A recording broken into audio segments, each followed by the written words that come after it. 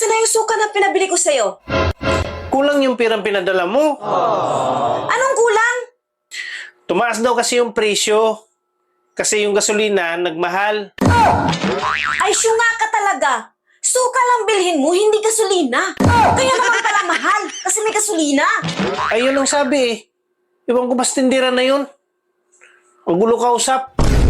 Ayan kasi, pinaaral ka ng mga magulang mo noon, ang ginawa mo, nag-Chinese garter ka.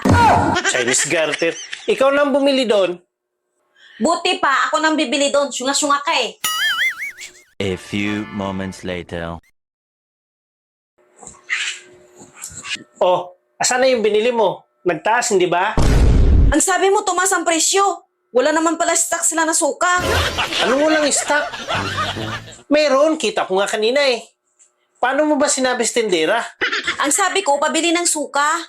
Oh, ano sabi ng tindera? Wala pa raw nalalasing, kaya walang suka. Ay, syungak-syungak ka rin naman pala eh. Ang lakas mo magsabi nung pinaaral ako, nag-Chinese garter ako.